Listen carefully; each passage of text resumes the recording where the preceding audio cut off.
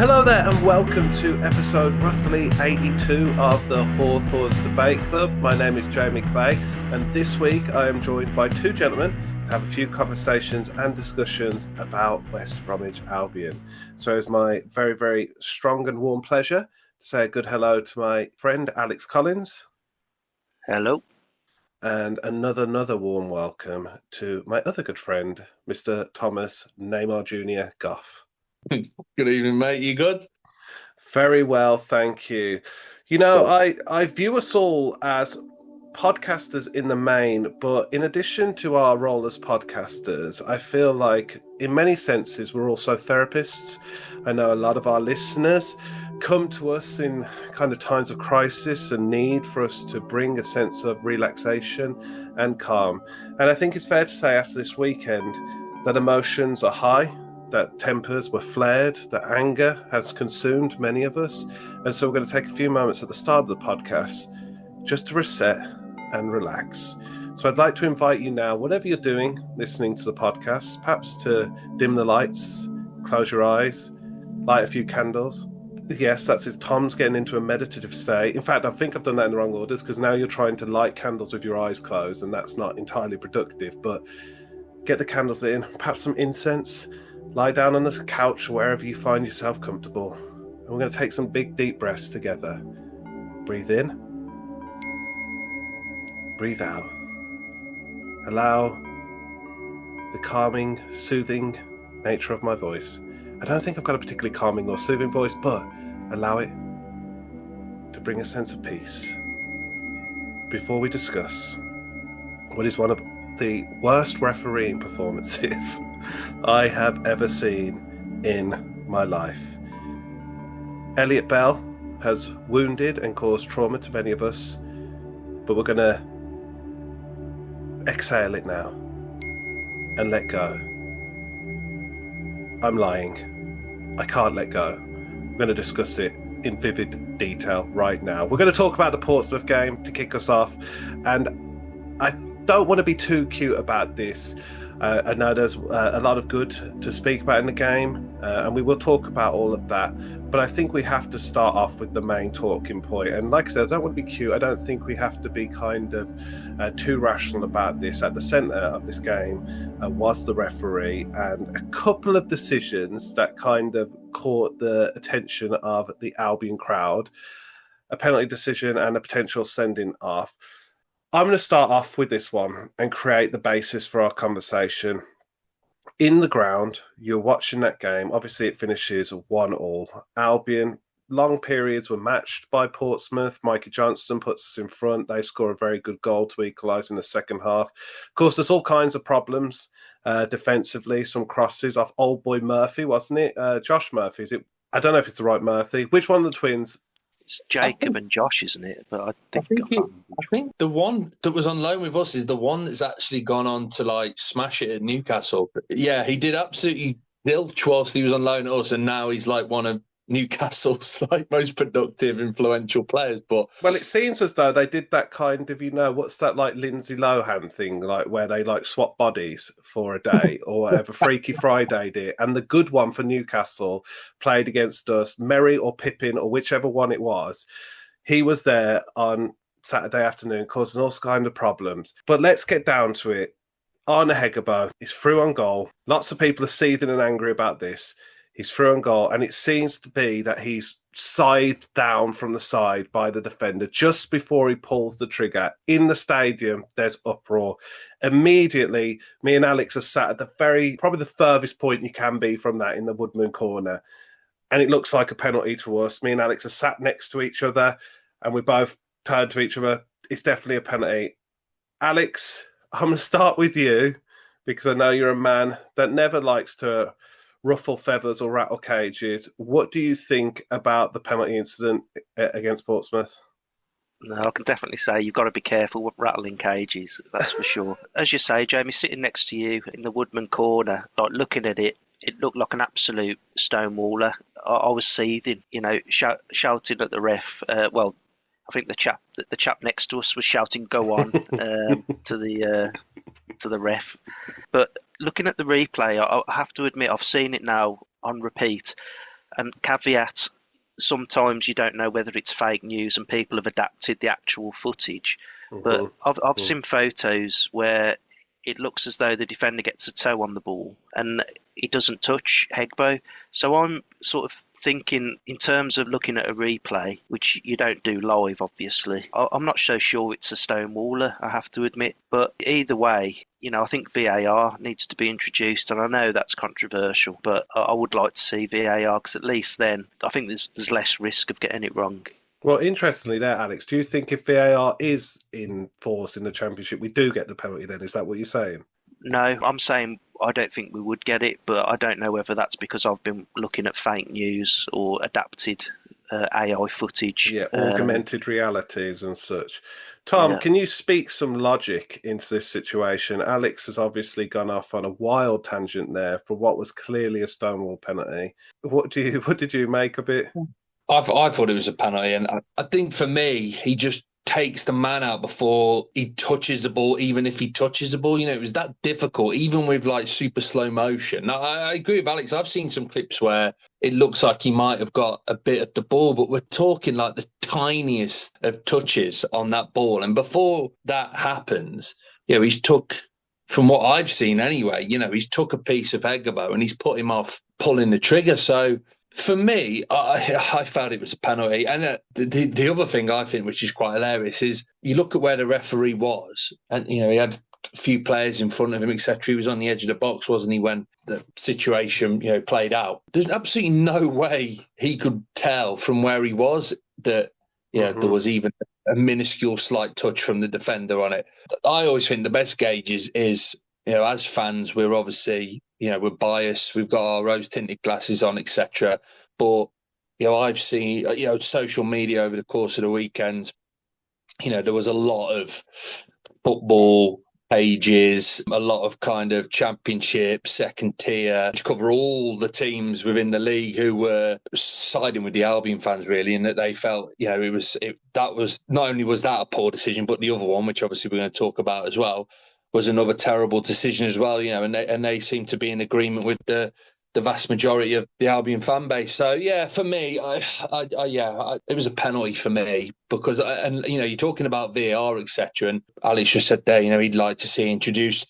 I personally wouldn't like to see it introduced because I just think as well, if that's what we're coming to, where we're slowing things down some milliseconds to try and determine whether he gets a sliver of a touch on the ball, then that's not football for me. And the swings and roundabouts, this is the thing. We'll get some go our way over the course of the season. And I don't know if you want to talk about the penalty, Jamie, but for me, I think that the worst of the two decisions was the second decision, which we're obviously going to get onto. Well, I think what the interesting thing about it was, for me, it is a penalty as well. I agree. I think, like you say, you can have all of the different angles and kind of like the Zapruder film, and you've got like different scenarios. Did he get enough on the ball? And like basically, Hegbo, in my opinion, I mean, he's still got to put the ball in the back of the net. Is something that has to happen. But I think, for all intents and purposes, you can assume that a professional footballer, a striker, although he did miss one that turned out to be offside, he's got to put the ball in the back of the net there. And I think he is taken out whatever kind of the thinnest slither of leather that might have touched the ball has touched more of his shin and leg before getting it. And I think the problem for me was once the referee didn't give that penalty decision, he almost lost control of the match. I think up until that point, I hadn't really noticed the referee, to be honest, which is always the good sign of a good referee. I hadn't really made any crazy decisions that I can recall. I think he was pretty much just having a 6 out of 10 game, nothing to report. But then obviously it kind of catapulted him into this middle of like Albion tirade of players running up, and we don't normally do that, to be fair. The last couple of seasons we've never been a team that kind of runs up to the referee, and you saw these same players that were used to kind of just ducking their heads and carrying on with the game running up to the referee. And I think you always say, you just said something there, Tom, there's like a benchmark of whether or not it's a penalty was. I don't see Albion players do that for penalties very often. So they were obviously convinced. I think the other funny thing is how many Portsmouth fans have come online and said, thanks to the referee for that one. That's a great result for us, but we owe the referee one. And obviously, in that incident, Ryan Mason picks up the yellow card, which then I think leads on to what you've just already referenced there. This moment where the ball's played over the top and Hegebo's got the defender done. All game, he had the defenders just run ragged. What an outlet he's turned into be, Hegebo. I know he hasn't produced the goals, and there's already a few like rumblings of, oh, is he going to be one of these guys that can't put the ball in the back of the net? But the way he holds the ball up with his back to a defender, they cannot seem to get round him at all. And Zach, who was sat with me and Alex's baby brother, was commenting on the thickness of his legs and such that they provide that sturdy base. And obviously, there's some sort of Hulk nickname in Russia, isn't there? That he's got like mini Hulk in Norway, not Russia. That'd be like even more impressive. it's crossed borders into Russia. The Norwegian Hulk or whatever that is. But obviously he's got the defender done. He's running through on goal and the defender is so clearly holding him back and dragging him back, doing anything to stop him. And obviously eventually recovers and the shot's smothered. It's a free kick at the very least. I think we got a throw in. What happened there, Tom? Help me to understand. That's got to be a red card, surely.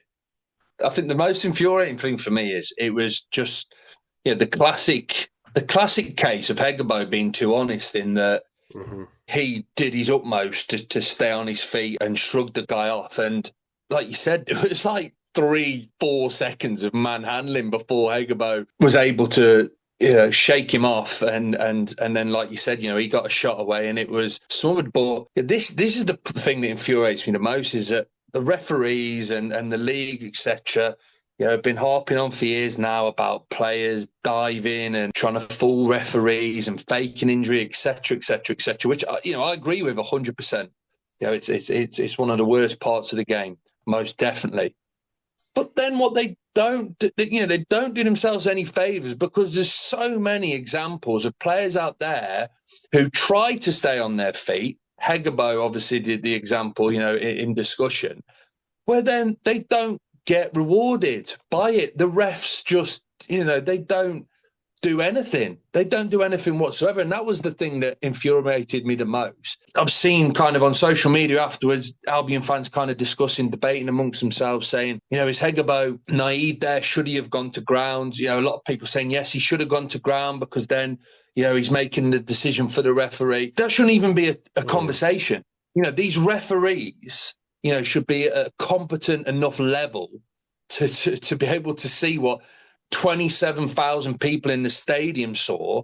The guy was just absolutely all over him. And Hegebo was trying his utmost to stay on his feet and shake him off. That shouldn't matter whatsoever. It was a red card by the book. It was a red card. But because he doesn't flop to the ground and make a meal of it, he's been punished ultimately, and the Portsmouth player got away with it. And then, like you said, the cherry on top of that is you've obviously, Ryan Mason has reacted like every Albion fan in the stadium were watching the game. And then the ref just to kind of really stick the knife in and twist it. And then gone over to the sidelines. And from everything I've read, it wasn't a second yellow for Mason. Yeah, he's been straight red. Shown a straight red. So, I don't know what that means now in terms of touchline ban, but you made the point, Jay. I think it was just a classic case of the ref just with the penalty decision, which was only a couple of minutes prior, wasn't it? For this incident to happen so quickly afterwards as well, the cauldron of noise and the players still kind of barking at him for the penalty he didn't give. He just lost complete control, and I think he just showed how inept he was really in that moment, like you said. It's absolutely fine kind of doing everything right, prior to that. But, there was no key decisions to be made. There was no big decisions to be made. There was no, issue to deal with, and when that's happened, he's failed miserably, basically, hasn't he? So, yeah, no, it feels good that does, Tom. And I feel that was a cathartic moment for you there as well. You've let out a lot of the anger and the rage, and I think that's important. That's why I say these therapeutic sessions that we do. See, Tom there has had a breakthrough. And now we're discussing, we're moving on, we're allowing our emotions to be discharged in this audio format. And I think for me, one of the things that and I'll come on to you, Alex, so I do want to hear what you say, is when a referee makes a mistake and you're due the one where he evens it up a bit. Like, he missed that decision, so you think you're going to get the next decision. Like, this was a freebie that we gave him. Do you know what I mean? Like, it's so easy for him to just go, you know what, I bottled the penalty. This one's a stonewaller. And like you say, Hegbo punished for being too honest. And Al, me and you were sat there. I haven't seen it, like, it was hostile in the ground. I haven't seen it, that virulent anger at the Hawthorns, in a long, long time. We're going back to like Steve Bruce era. Al, tell me, you kind of, obviously you were a bit undecided about the penalty. This one, was this a little bit more easy to jump off the fence for? No, if I'm honest, at the game I was really frustrated, and I thought the referee's having a laugh here. He's a real joker. But I'm on the fence. I don't think it's cast iron. When you look at the replay, Hegbo, it does look like he might give him a bit of a tug before they start running. But then I think the Portsmouth defender goes nuclear and almost rips his shirt off. But for Hegbo just to give him that tug at the start to get in front of him, I don't know whether that's enough for the referee to think, hang on a minute, like it's a bit one for one, you know, a bit. What's the phrase I'm looking for here? Six and half a dozen. Yeah, that's the one. Cheers, Jamie. No, just an assist, bro. I'm here for laying up for you. But yeah, I don't think it's clear and obvious. I think VAR would even be subjective. I think it could have gone either way. I do think the Portsmouth player did go like nearly ripping his shirt off, and I didn't think it was fair at all. But it's one of those. Like I say, I'm not saying that it wasn't, and I'm not saying that it is an incorrect decision. I'm not so sure, having seen the replays. But in the stadium, you know, I was furious. With the rest of us, mate, absolutely bouncing. Let's talk about Ryan Mason's reaction to it a little bit, Tom. We saw that prime hoodie. We're all a bit disappointed, actually, to be totally truthful, that he'd gone with the hoodie again. Obviously, last week we spoke about the potent advertising opportunity that the club shop had, this product placement, and we come up with a number of ideas that we felt would kind of basically clear out the club shop of all its produce and products, etc. But he came out in the same hoodie, still very charming, and he throws himself to the ground and starts punching the floor or whatever.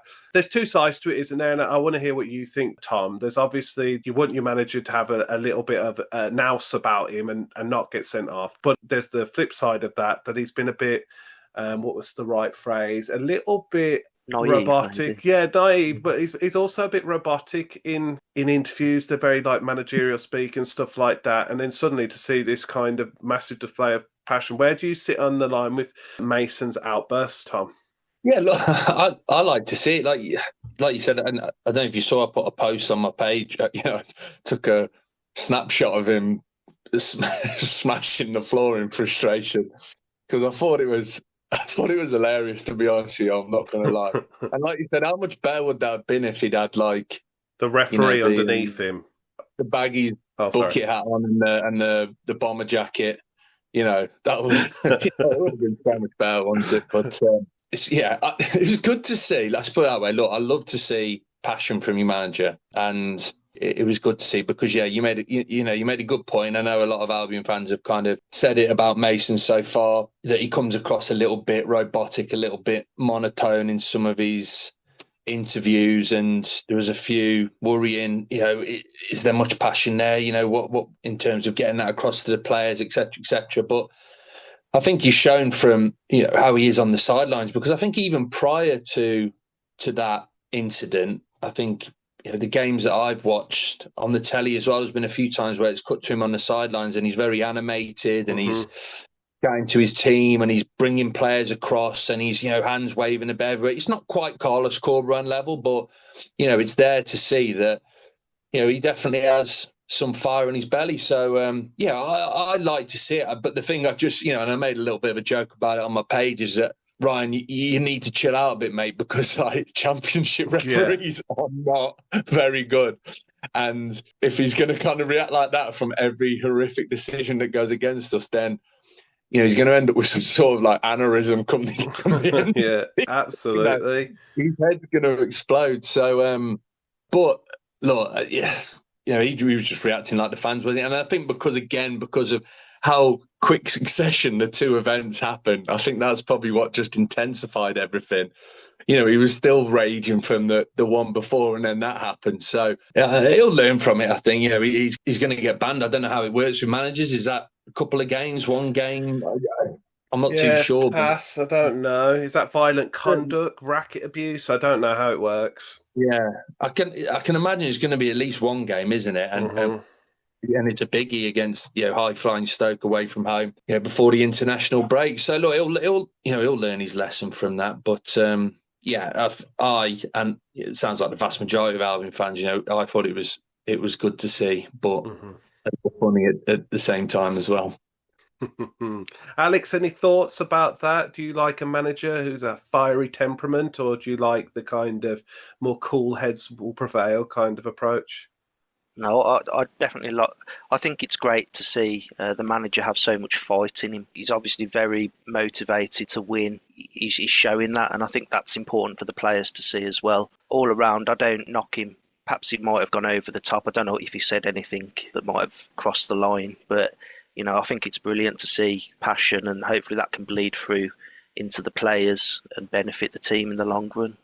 I think he just shared. It's like we were in the stadium. It's nice to know that he's feeling what you're feeling, and that sense of connection between what's happening on the field and what's going on in the stands. And I think that was evident throughout the match. I actually feel like the atmosphere was really good. It's actually my first game at the Albion. I was away for the opener, and this was my first game actually being at the Hawthorns, and the atmosphere was really good. And that sense of connection between the team and the fans is really, obviously, something that's kind of not necessarily been there over the last couple of seasons, even with different managers. There's been a little bit of a disconnect, and I think seeing a manager who has got that sense of frustration and anger that we were all feeling, there was almost something, unifying about it. Alex has just dropped in our little chat this sense that he was like just in the same place that we all were. Let's talk a little bit about the game, because obviously it was finished 1-1 and it continues our unbeaten run. I think a lot of people looking at Portsmouth, and especially off the back of last season's performances against Portsmouth, were thinking these are like easy pickings. Obviously it didn't turn out quite that way. Obviously Michael Johnston scores a wonder goal and he gets the nod ahead of Carlin Grant. What did you think about the way we played? What worked and what didn't, Al? First of all, I think it's important to set context and say that I thought Portsmouth were very well organised, very well drilled. The couple of games they played before they played us, the results also looked like they were tight games as well.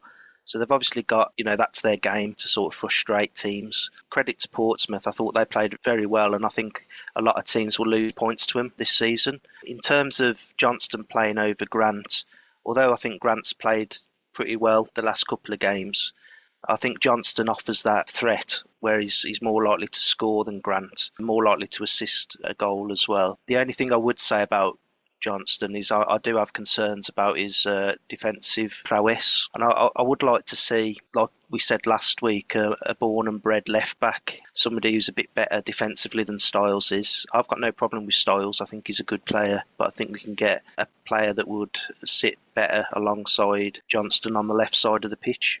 I think it's pretty obvious, isn't it, when you start the game with Johnston and Styles sat in behind him, that you're going to be surrendering a lot defensively on that side of the pitch, isn't it? I did think, though, that Johnston's goal was particularly... I mean, it's Magic Mikey Johnston, isn't it? Proper, like, will be in the goal of the season kind of contention come the end of the season. So, Tom, you mentioned that you'd seen a little bit of discussion online about Darnell Furlong's performance. What did you make? I know you've caught bits of the game, but what did you make of Darnell Furlong? It's tricky for me to kind of, in terms of the game, because like obviously I said to you guys, I couldn't make it. I was listening to a bit on the radio and getting my updates. You guys were giving me updates as well. So it's a bit of an odd one with Furlong. I'm kind of intrigued to see what you guys think, because it definitely seems like the fan base are very split on him at this moment in time. And we're talking about our captain now. I know Jed Wallace is club captain. Yeah, Jed Morris isn't. No, Jed Morris isn't club captain.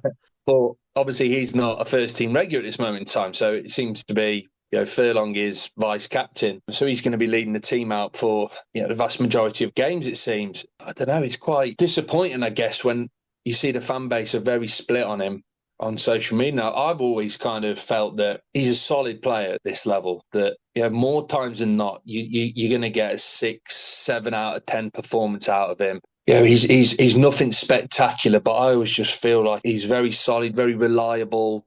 He doesn't get injured very often. Point proven by the fact that he's been the only right back at the club, it seems, for ages now. And he's obviously, every manager that comes in, he's obviously, he seems quite highly regarded as well amongst the players also. But there's a large proportion of our fan base who want rid. I was seeing a lot afterwards slamming his performance.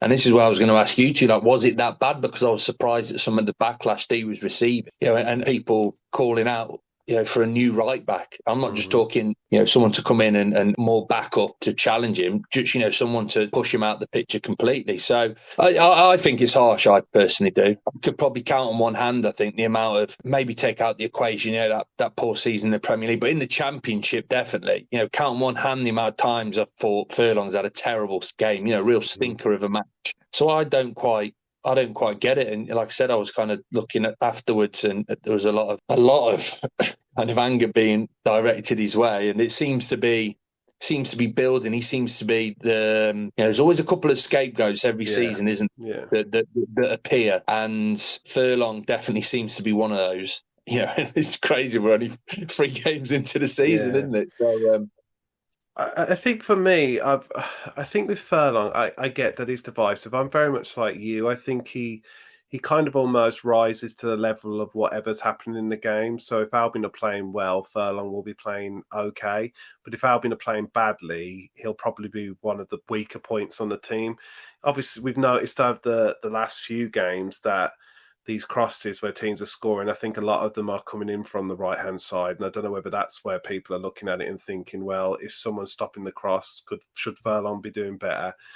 There's other times in the game as well where I noticed that this pattern of play, this horseshoe pattern where we're playing it around the back, sometimes it gets to Furlong and he doesn't play through Fellows, or he doesn't lay it into Isaac Price. And it's groans in the stadium when he turns back and knocks it back into the centre, like with either George Campbell or whoever picking it up, and you feel a little bit of like irritation in the crowd. Whereas there'll be times when Tom Fellows has got the ball and plays it backwards, or Isaac plays it backwards, you don't feel the same level of tension rumbling away. And I think, like you say, Darnell Furlong just seems to be a little bit of like a lightning rod for this kind of anger in the fan base. I can't remember what podcast was talking about it, but there was the big point they were making. I think it's really well made about Darnell Furlong. He's not just a right back for Albion, is he? He's one of arguably our best set piece takers in the sense of this long throw in. You swap him out for another right back like this. What's this young lad coming through now? Is it Alex Williams? Yeah, he's coming through right now, and he could get the nod ahead of Furlong. But can he cause the havoc that his throw-ins do? I mean, one of the things that I was really encouraged by on the game against Portsmouth was Darnell Furlong was taking long throw-ins from the left-hand side as well. I've never seen that under any manager. We only ever takes the throw-ins on the right-hand side. I was like, wow, we're actually using one of our better weapons in Darnell Furlong. But obviously, if you get a new right-back, I mean, unless you're kind of recruiting from Rory Delap's lineage, you ain't guaranteed that you're going to pick up another player who can throw the ball as far as Darnell Furlong can. So I'm all for keeping Furlong. I think it's good that he's got this youngster nipping at his heels. I just don't think he's the problem. Ultimately, I don't think he's the reason that we didn't beat Portsmouth. I think there's a number of reasons why we didn't beat Portsmouth, not least of all the ref, do you know what I mean? Who I don't see how he doesn't look at his own performance and think I ruined that game. Al, where do you stand on Furlong? Exactly the same as you, Jamie, but the one thing I would add is that I'm a bit unclear as to why he's captain. I don't know if he does something off the outside the game that's sort of sterling, but he doesn't seem to change games, kind of stays at the level of the whole team. Like, he doesn't play any better or any worse than anybody, really, but I think he's a decent player at this level. Maybe he does wonders with the Christmas do. Okay, so we'll leave our discussion there. We'll table our discussion there about the Portsmouth game. Obviously, 1-1, final result, 7 points from the first 3 games. It's not like a crossroads moment in the season, but what have you made of the first 3 games? A lot of people have said that if we were offered 7 points at the start of the season, that they'd have snapped people's hands off. I personally am in the boat now where I feel like it's almost 2 points dropped. I guess that's a pretty emotional response. And I think because, again, we're all processing emotions about Elliot Bell, it's made it a little bit more a difficult pill to swallow. But unbeaten, 7 points from the first 3 games. Tom, life under Ryan Mason, pretty sweet. Yeah, I'm enjoying it so far, mate. If you go back and look at the kind of stuff I was posting in pre-season and then even my prediction itself, there's definitely a level of apprehension maybe about the Mason appointment as to whether it was going to come off or not. But look, I know we're obviously only 3 games in, it's still early days, but I've been pleasantly surprised by the start he's made and how we're playing. I think I've said a couple of times from what I've seen. Look, the only game I've missed so far this season is the game just gone. But it seems to me like there's a bit of our previous 2 managers in there, which is great in theory because Corberán was very organised and like players. Good work ethic, giving 100%, knowing their jobs. But then the one thing that we always felt as a fan base was a little bit lacking then was a bit of attacking flair and a bit of players having that license to perfect, mate. License to for exactly that. It was almost like they were a little bit of afraid to do it sometimes under Corberán.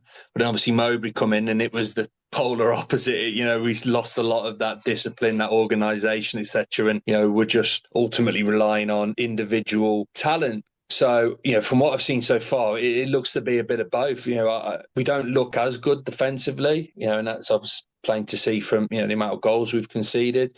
But I think the work ethic's great. The players look very determined, to give their all in every game. And there looks to be that creative element, that creative flair in there also. Like I said, it's early days. I'm not getting too carried away, but I definitely like what I've seen so far. And we've still got to remember that he's only had X amount of weeks, in pre-season. He's still trying to get his ideas across. He's still trying to implement, how he wants us to play, his tactics and so on.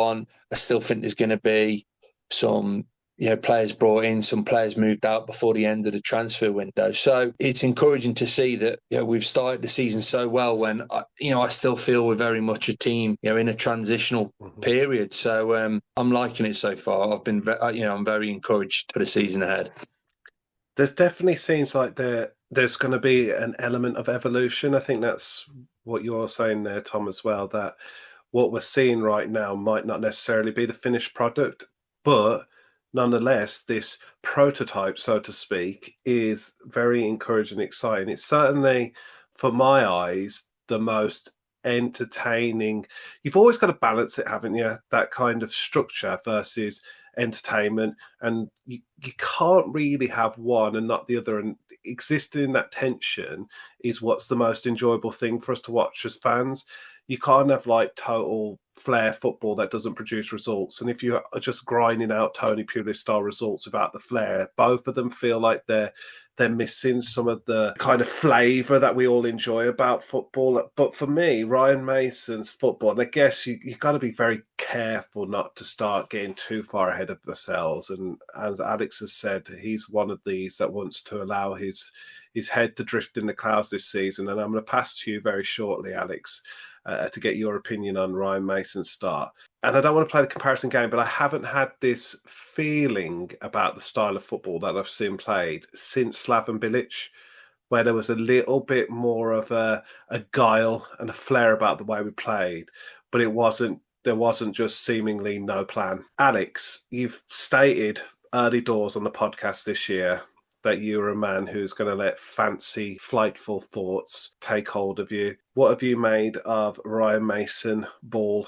I've set my stall out, Jamie, and I've not packed up yet. I still think I still think that it's exciting times at the moment, and I agree with you both. I think Ryan Mason brings a balanced approach. I think on the one hand we look solid defensively. I think the back four have got good cover in front of them, and the players seem to work hard and graft.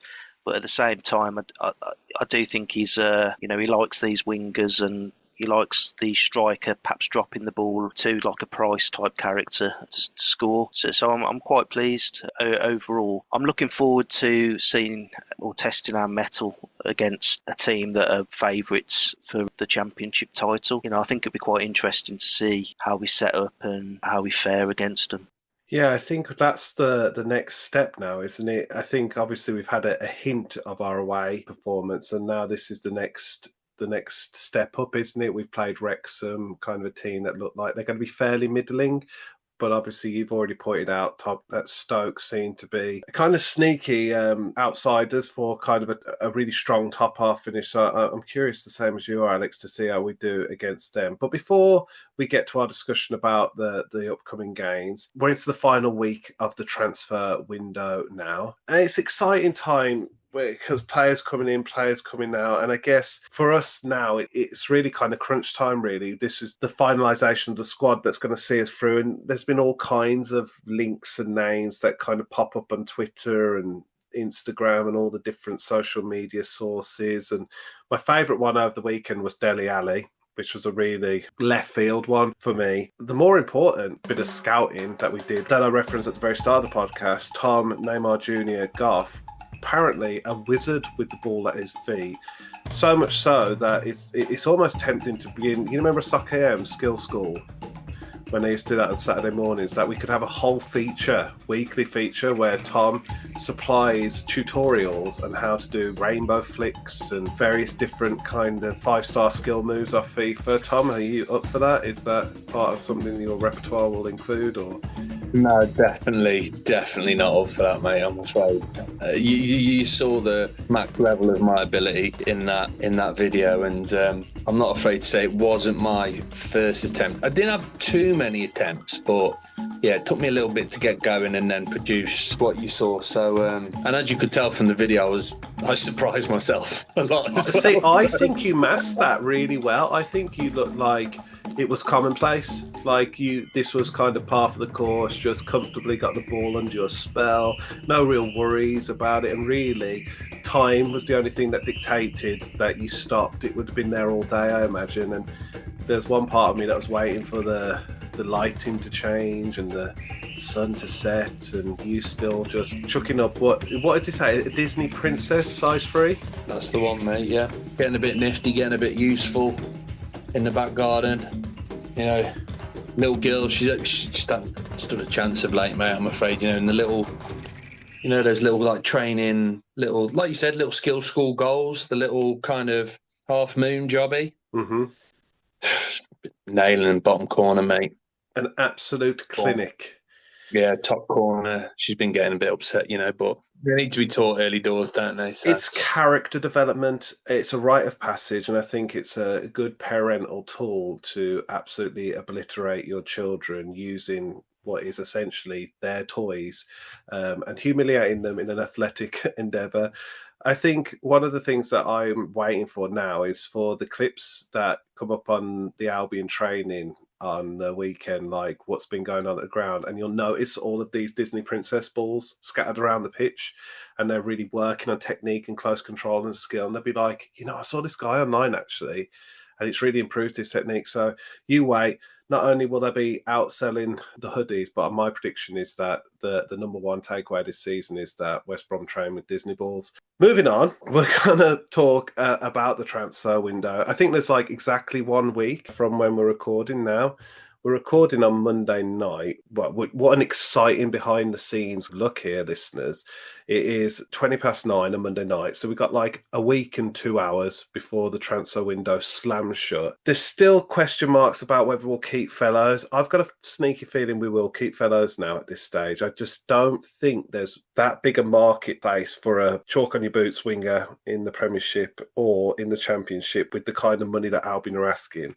So and I'm excited to see Fellows actually for another season.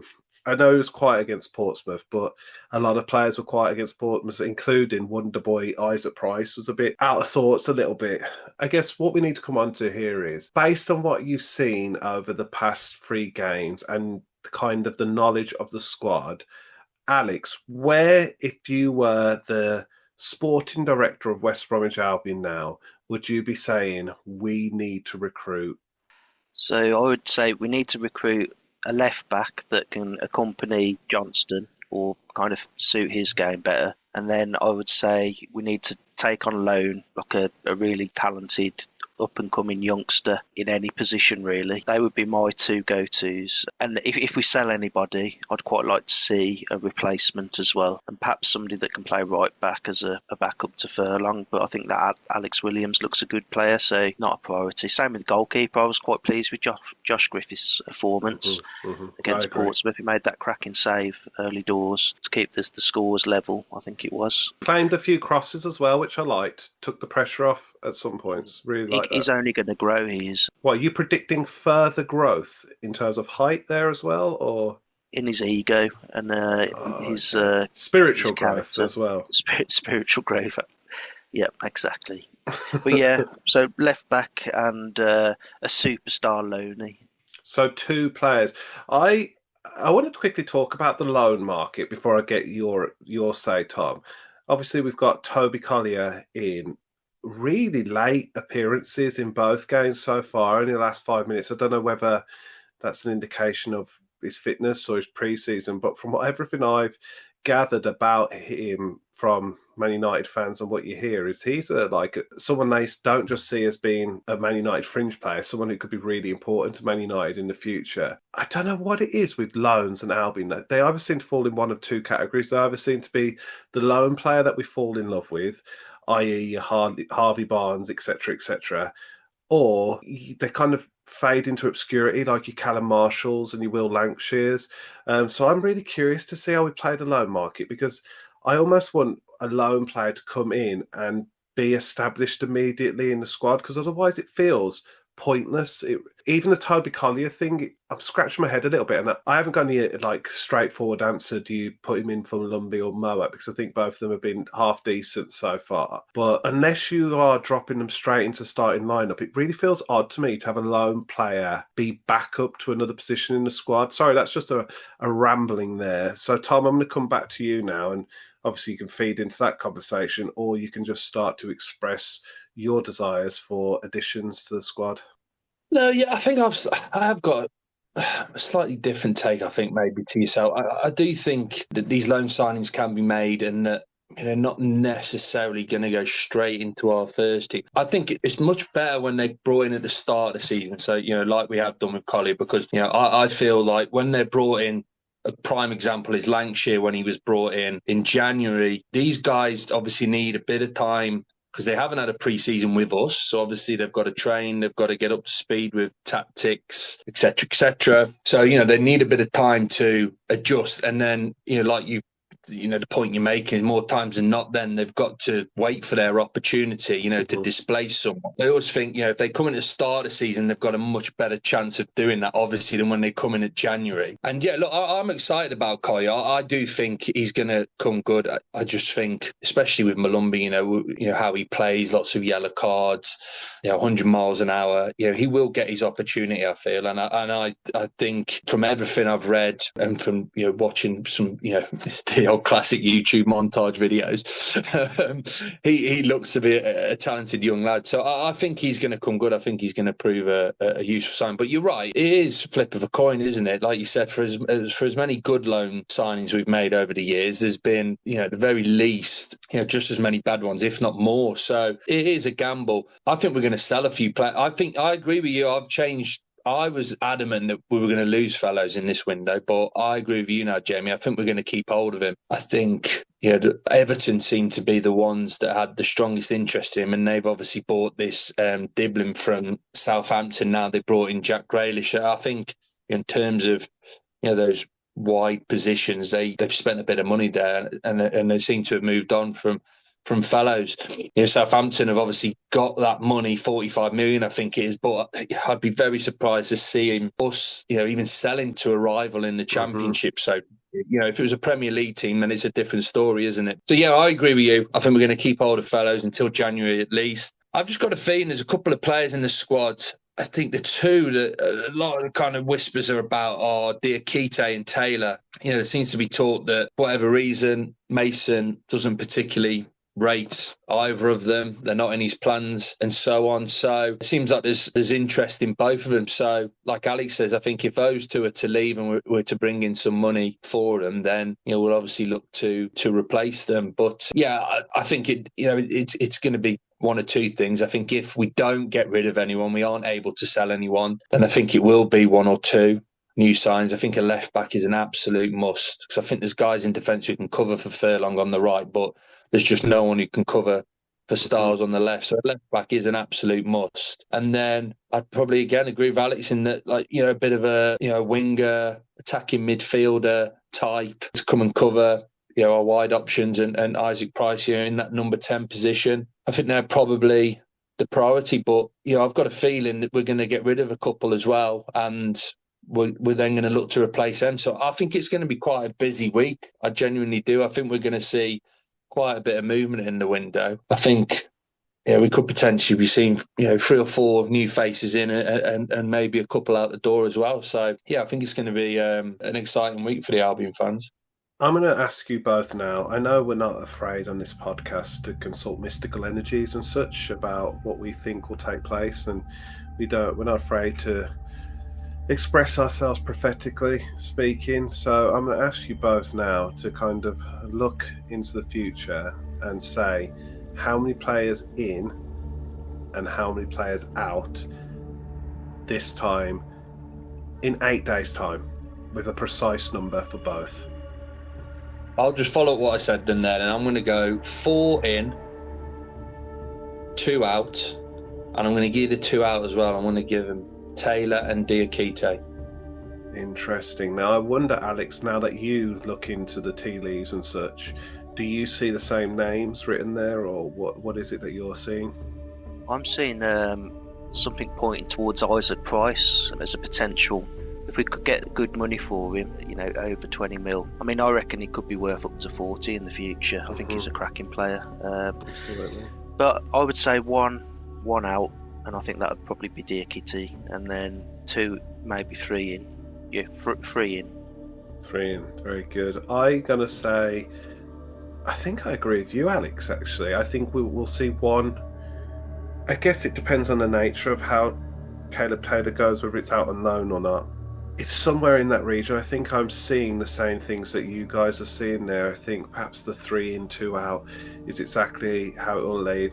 And I think for me, the reason that I'm not desperate, I guess, to see certain positions filled is that you wonder, in terms of our forward options and different things, we've got to factor in. I know it's a conversation that's just going to chase Albion fans to the very end, is the how do you fit Tamabani in, Daryl DK in, you got Josh Madger returning now. There's so many players that seem to justify a position that you're almost looking at players coming in and thinking, well, if they're not first choice, where are they going to fall into that ranking? And even now, I really like Diakite, but he seems to be 4th in the pecking order now, maybe, for a central midfield position.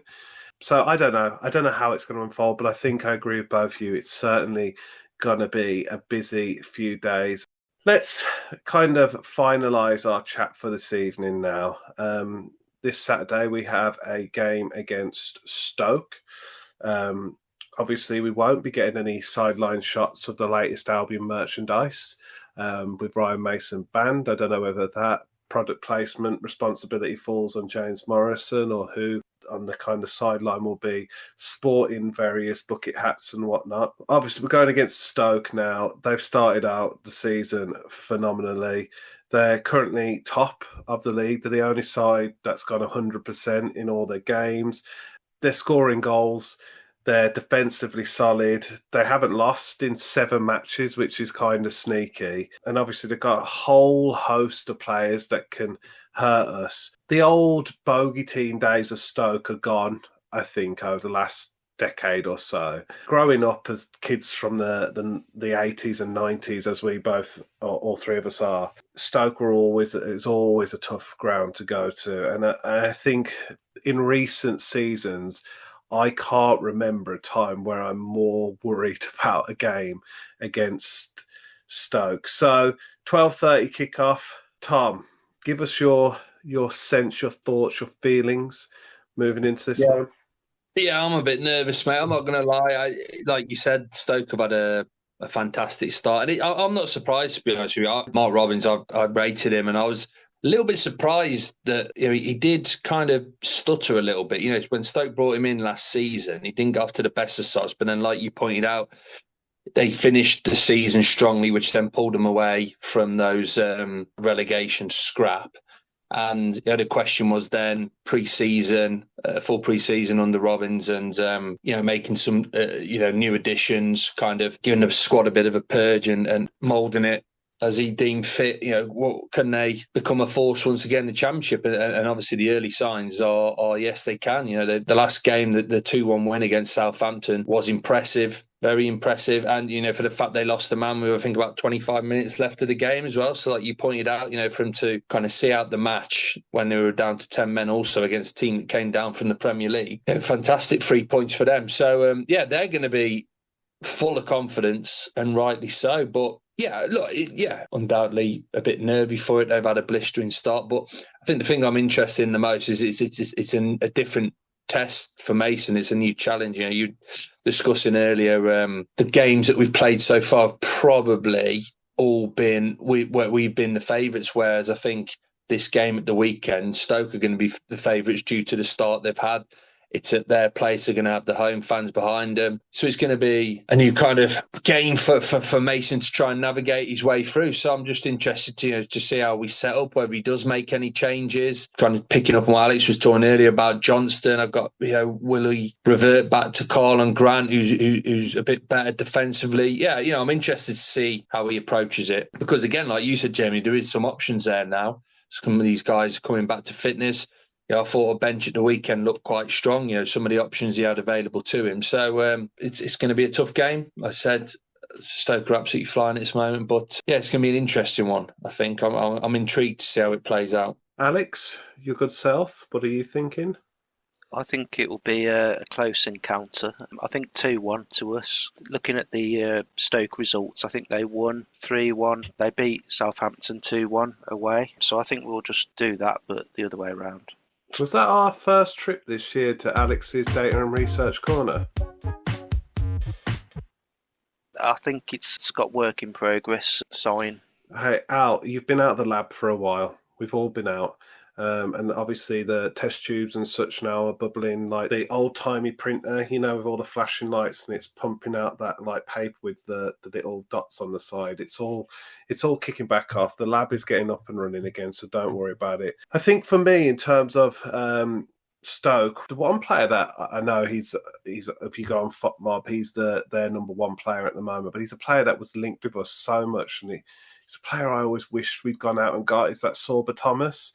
I remember when he played for Huddersfield and he came down, and you always noticed him. And you noticed him because obviously he's got a cool haircut and he's got the low socks and stuff. And he's taken all their corners. I can remember him stood in front of us in the Woodman corner, taking a corner. And he always struck me as a player with like a real kind of knack for creating chances. And that's evident this season. I think he's created more chances than anyone else in the Championship, if the statistics are to be believed on FotMob.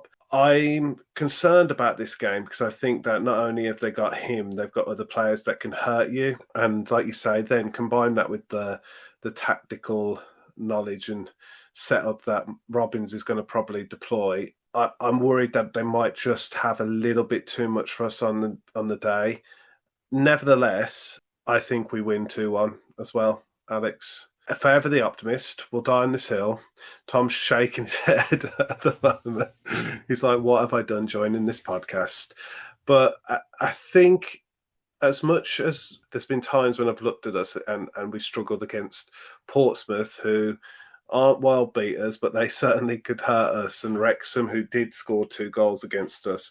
I'm just thinking, though, if the planets align, we could easily beat anyone in this league. Now, whether that's going to happen or not, yet to be seen. But I think 2-1 is my prediction. Tom, I need a prediction from you. All I was going to say is you guys do realise we're not going to win every game. Have you not listened to this podcast before? You're breaking the rules, Tom. Albion always win. You should know that. Alex hasn't even predicted a Grady Dean Garner hat trick yet. You wait for that. I was just thinking it's all about the Price hat trick now. Price hat trick. I'm just thinking that. I agree with that. And then thinking like, what's he going to go? Is probably going to be similar to me. And then okay. Look, I'm nervous. Again, if someone offered me a point right now, I'd absolutely snap their hand off, because I do think this could be Ryan Mason's first taste of defeat. I'm so sorry to bring the negativity into the show. I am, but I think, I don't think, like you said, I think we'll give a good account of ourselves. I think it'll be a close game, but I think they're just absolutely flying at the minute. I've kind of caught up with the highlights of all their games, and like you said, Jamie, Sorba Thomas is on fire. Marnoff is another player I rate, tricky attacking, pacey. He looks to have built a decent team over the course of the summer, Robbins, and I think it's going to be a tough one. And what we've been discussing earlier, there's a little bit of defensive fragility there at the minute, isn't there, which I think Mason wants to sort out. We're not 100% finished article when it comes to defence yet. So, I'm going to go 2-1 Stoke on this one, I'm afraid, guys. I think it's going to be a narrow defeat, but, we give ourselves a good account of ourselves, and, push Stoke, but I think they might sneak this one. It's okay, Tom. It doesn't feel like rejection. We're not going to let the hurt linger too long. I think what you are now on this podcast is the voice of reason. You are the rationale to all of the nonsense that me and Alex usually produce. But I think that kind of wraps up our conversation tonight, lovely Lily. We'll be excited, like you are, listeners, to watch the news unfold over the coming week about signings and the plethora of new players holding the T-shirt up in the training ground car park, and all of the wonderful, exciting things that happen over transfer deadline week, if that's a thing. But thank you for listening this week. We always really appreciate that you're listening. If you want to drop us a comment or share the podcast, it really does help us, because ultimately this podcast has only ever been about word of mouth and people who get the vibe of the podcast, like passing it on to their friends and family. So if you've got, I don't know, someone else's phone is even nearby you right now, just steal it and download the podcast onto it. Or, as was when we first started this podcast, one of our more traditional techniques was just to play obnoxiously loud at family event, insist that you will be the DJ for the day, and just put us on. Just let the family listen to us, maybe gather around the fireplace and listen to the Hawthorns Debate Club. But while you practice all of that, all that remains for me to say is a huge thank you to my good friend Alex Collins. Cheers. Another thank you to my other good friend, Thomas Ronaldinho Goffe. Cheers, buddy. Good night. And thank you for listening, and sweet dreams.